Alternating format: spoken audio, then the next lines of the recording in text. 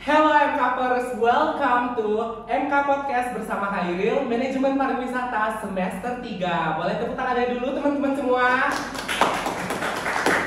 Oke, buat penonton semua yang nggak tahu apa itu MK Podcast, aku bakal jelasin sedikit apa MK Podcast. Jadi MK Podcast adalah suatu media yang dimiliki oleh Manajemen Pariwisata IPB Internasional untuk menyampaikan informasi seputaran jurusan manajemen pariwisata. Bisa jadi dosen-dosennya, terus mahasiswa berprestasi, dan juga program-program terbaru yang ada di MKP. Gitu. Jadi, karena aku tadi mention bisa jadi mahasiswanya, aku bakal undang salah satu mahasiswa berprestasi spesial, salah satu brand ambassador di kabupaten terkaya di Bali. Ada yang bisa tebak? Badung. Ya, betul. Kita langsung sambut saja Nilu Helen Susani. Halo Helen, welcome. Let's have a seat. Oke Helen, langsung aja ya kita ke pertanyaan yang pertama, yaitu kamu bisa jelasin briefly as your whole journey from Putri Kampus to Jeget Bali. Oke, boleh banget. Jadi, aku mengawali perjalanan ini di IPB Internasional. Aku udah nganggap IPB Internasional ini sebagai start pointku dan jadi rumahku juga, karena apapun kendalaku, aku bakalan kembali lagi ke IPB Internasional untuk bertanya pendapat, untuk konsultasi sama dosen-dosennya, semuanya aku lakuin di rumah ini. Yang pertama, perjalananku menjadi Putri Kampus IPB Internasional. Setelah itu, di sini aku banyak banget berproses sama teman-teman yang lain. Aku berangkat sama 3 teman kita di MKP dan aku dipercaya sebagai putri kampusnya. Senang sekali rasanya waktu itu akhirnya MKP pertama kalinya menjadi putri kampus, dan setelah itu aku melanjutkan perjalananku di menjadi salah satu finalis Tiket Bagus Badung. Ini pun sebenarnya tidak terduga dan tidak aku pikirkan sebelumnya, karena H-1 waktu itu aku baru daftar, H-1 penutupan, aku baru daftar. Akhirnya aku ikutin semua proses seleksinya, mulai dari tes bakat, tes wawancara, tes tulis, semuanya. Hingga aku sempat ngikutin prakarantinanya selama 2 minggu. 2 bulan atau 3 bulanan waktu itu. Cukup lama ya? Cukup lama banget. Setiap hari Sabtu dan Minggu, which is aku gak punya hari libur. Hairil. Iya. That's why aku gak pernah ikut nongkrong sama kalian. Jadinya agak ansos ya Helen, Iya. soal menjadi finalis Jeget Badung. Lebih sok sibuk sih Hairil waktu itu. Setelah itu akhirnya semuanya terbayarkan. Aku berhasil menyandang gelar sebagai Jeget Badung waktu itu. Tapi perjalanan tidak selesai sampai sana. Iya, betul. Sebagai Jeget Badung, aku juga harus melanjutkan ke perjalanan selanjutnya untuk menjadi finalis Tiket Bagus Bali. Di sini perjalananku cukup berat ya, karena aku sudah tidak membawa nama sendiri, namun membawa nama kabupaten yang kamu bilang tadi, yang katanya kabupaten terkaya di Bali. Astengkara dengan pariwisatanya yang ya mencukupi lah semuanya. Akhirnya aku melewati beberapa proses lagi. Di sini hasilku kurang maksimal, mungkin karena usahaku juga tidak semaksimal finalis lain. Tapi aku tetap bersyukur sama apapun hasilnya, karena aku disupport banget sama teman-teman MKP dari awal perjalananku sampai di Jeget Bagus Bali waktu itu. Iya. Boleh tepuk tangannya dulu dong buat penjelasan Helen. Tapi Helen nggak boleh gitu ya, bilang kayak usahanya kurang maksimal, karena kita nonton Helen waktu itu, dia udah ngelakuin yang terbaik. Kita juga teman-teman kelas Helen, sedikit cerita karena aku teman kelas Helen, dia banyak skip kelas, banyak dispen, ada esai juga kan, waktu itu ada tes bakat, banyak banget yang dia laluin. Terus as the third runner up, it's not a bad thing at all. Itu great achievement, apalagi representing Kabupaten Badung, kabupaten terbesar di Bali. Jadi itu udah usaha yang sangat amat luar biasa. Sekali lagi tepuk tangannya teman-teman. Oke Helen, next question. How was your preparation for this competition? Boleh dijelasin? Boleh, oke. Persiapannya banyak banget. Sampai kamu bilang tadi aku banyak di-spend. Itu semua tujuannya untuk persiapan. Oke, mungkin persiapan dari Jeget Bagus Badung dulu.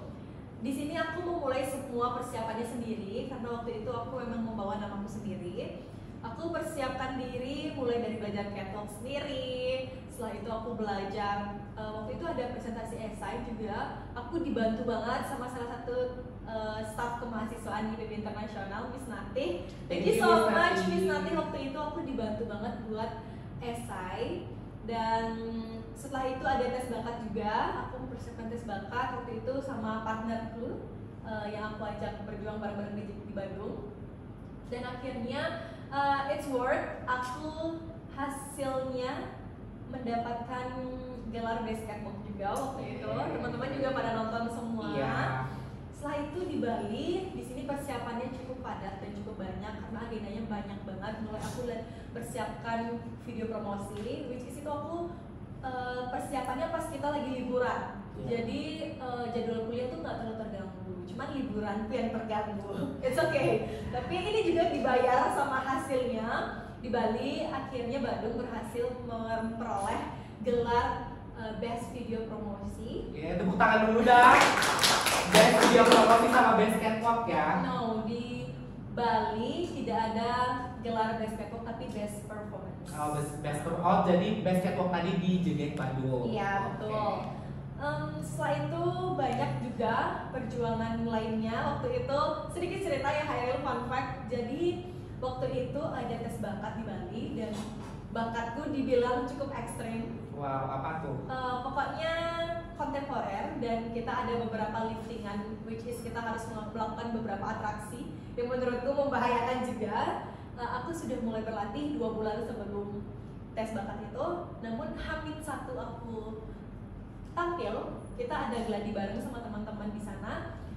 Sayangnya waktu itu aku jatuh, terus tuh tanganku, sikunya sempat kesleo. H-1, terus besok aku bangun dengan keadaan sikuku sakit banget dan mau nggak mau harus tampil. Wow. Jadi itu fun fact-nya waktu itu. Untungnya punya teman-teman di JGX Bagus Bandung yang salut banget, mau bantuin ngurut-ngurutin tanganku segala macam. Pokoknya perjalanan ini banyak banget lika-likunya, tapi aku senengnya tuh dibarengin sama teman-teman. Jadi aku nggak ngerasa sendiri ataupun aku nggak ngerasa keberatan menjalani proses ini. Gitu sih ceritanya. Oke, aku ada satu kata buat kalian, ngeri.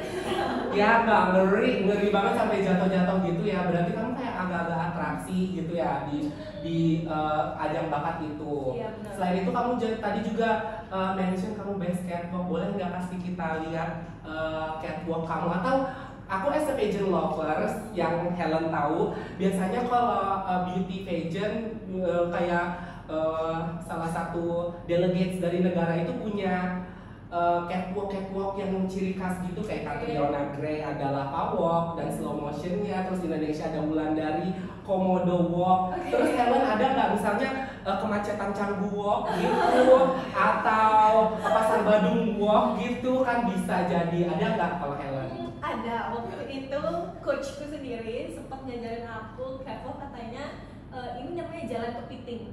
Jalan Gitu. kepiting. Jalan kepiting. Gak gini ya? Enggak, nanti jalannya kita peragain ya, Hairil. Iya, boleh. Nanti tapi. Oke.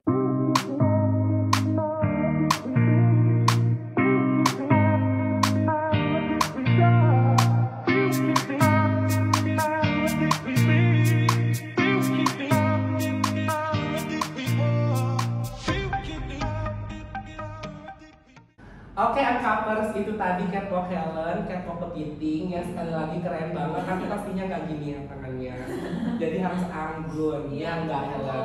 Oke, aku mau tanya seputaran MKP deh, kita sangkut pautin ya ke jurusan kamu sekarang. Kan kamu sekarang ada di manajemen pariwisata dan sekalian kamu sekarang brand ambassador tourism juga. Ada nggak sih sumbangsih dari jurusan yang kamu ambil sekarang sebagai brand ambassador yang which is runner up 3 JGX Bali?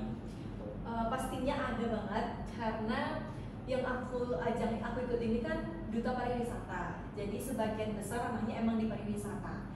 Nah, dari awal aku join MKP, semua materi yang dikasih sama dosen-dosen itu bisa aku terapkan di pemilihan kemarin.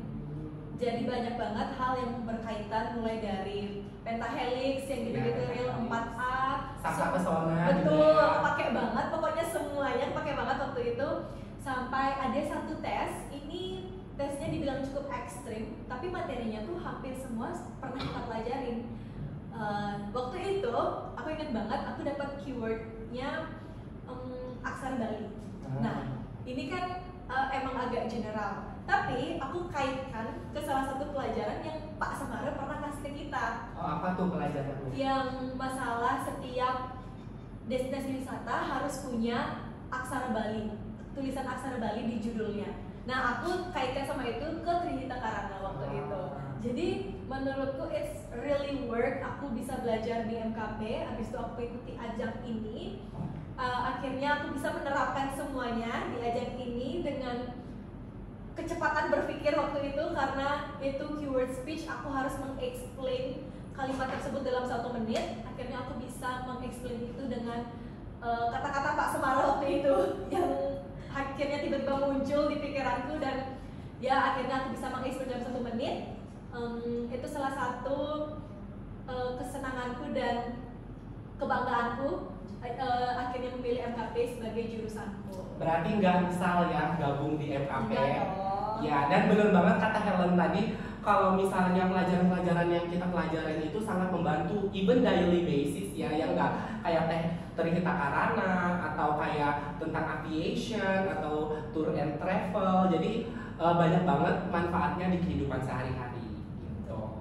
Oke, next question. Jadi kan Helen ini sibuk banget nih, kayak yang Helen bilang tadi, preparationnya banyak banget, ada 3 step nih. Dari Putri Kampus pun pasti ada preparation kan, JGET Badung, JGET Bali juga. Nah cara kamu maintain waktu tuh gimana ya? Soalnya kamu kan juga MC juga, terus kamu ikut juga nih organisasi kampus, terus ikut juga lomba. Pokoknya sibuk banget deh, kamu gimana cara bagi waktunya? Itu boleh dikasih tips buat kita semua.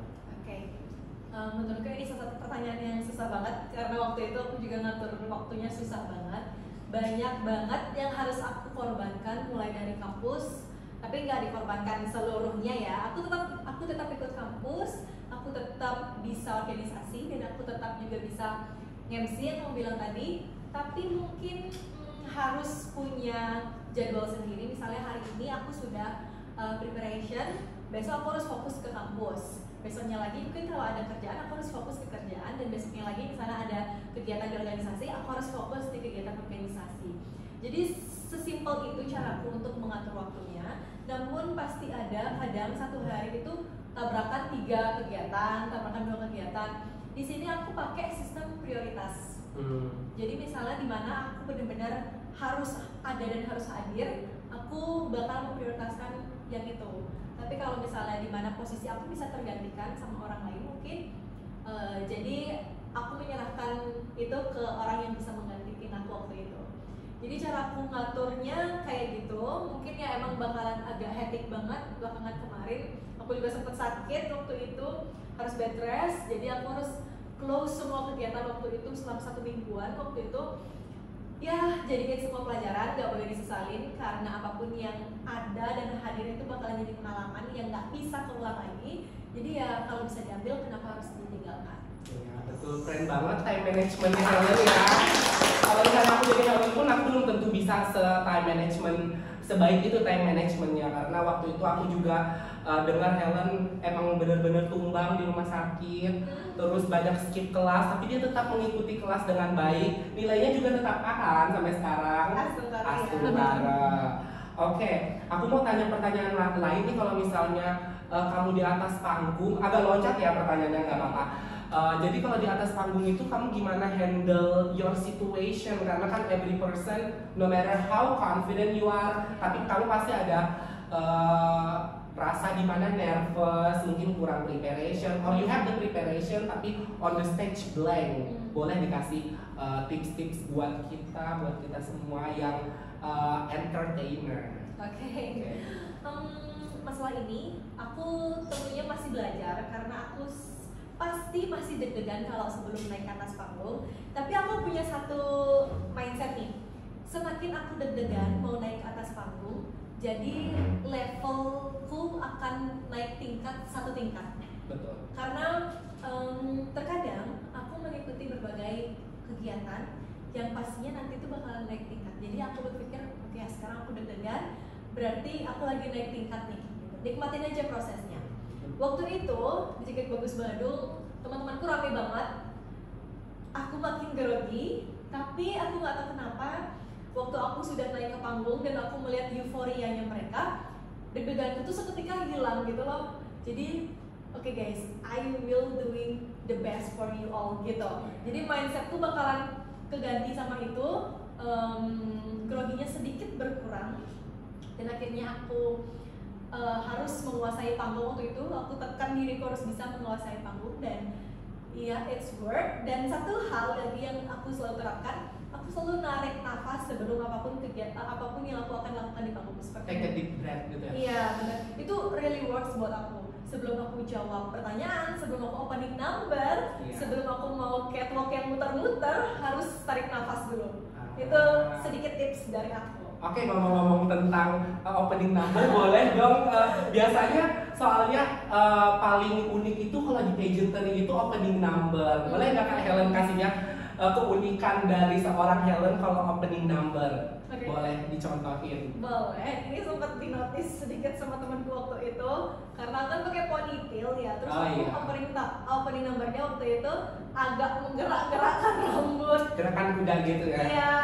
Jadi agak dinotis. Kita coba nih. Ya, boleh coba langsung. The stage is yours. Oke, kita coba ya. Lihat kamera. Ya, lihat kamera. Kameranya di sana. Oke. Helen Susani, Kabupaten Bandung.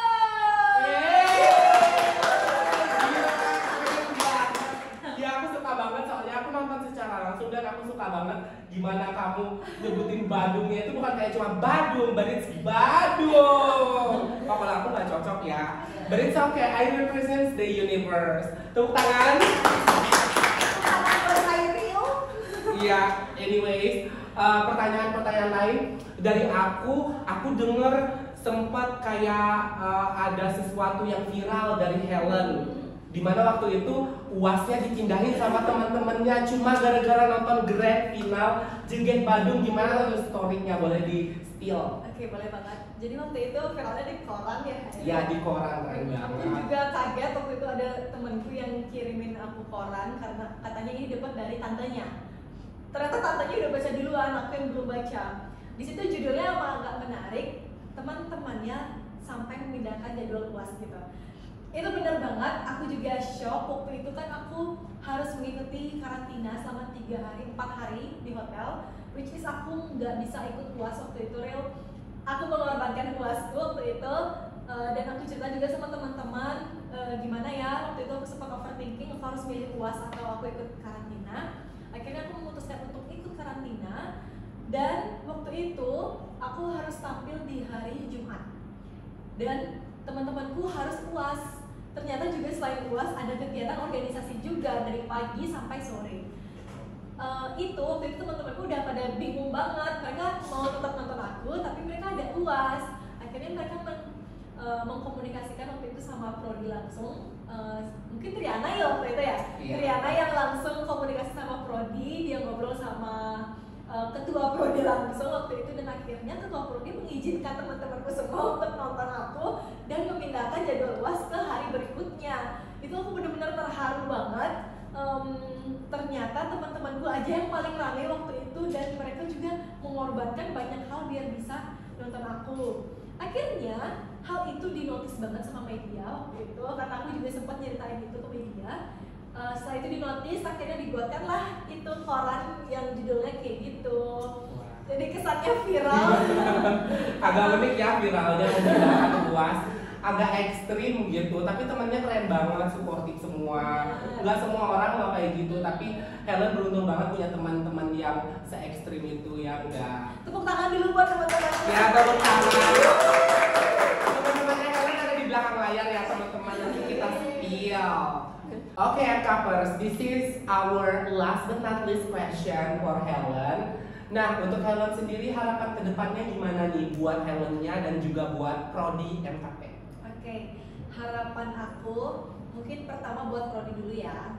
Jadi sebentar lagi nih Real, aku posisinya akan tergantikan sama generasi selanjutnya, which is putra-putri kampus ini aku akan lengser dan akan digantikan oleh adik-adik di bawahku. Aku aku berharap nanti MKP bisa memperoleh prestasi tertinggi lagi di ajang ini, dan MKP juga bisa menggantikan posisimu sebagai tour guide ya. Bener, dia juga sering banget guys ikut-ikut lomba dan akhirnya mendapatkan prestasi. Nanti kita gantian ya, aku yang nge-hostin Hairil. Iya, boleh. Aku berharap itu, semoga nanti MKP juga prestasinya makin dikenal sama prodi-prodi lain. Yang terakhir, harapan untuk diriku sendiri, semoga perjalanan ini nantinya akan bisa memberikan dan menginspirasi banyak orang, tentunya menjadi sebuah peluang besar untuk karirku nanti. Semoga ini sebuah awalan yang baik untuk perjalananku hingga nanti akhirnya mencapai apapun keinginanku saat ini dan cita-citaku saat ini bisa tergapai dengan awalan ini.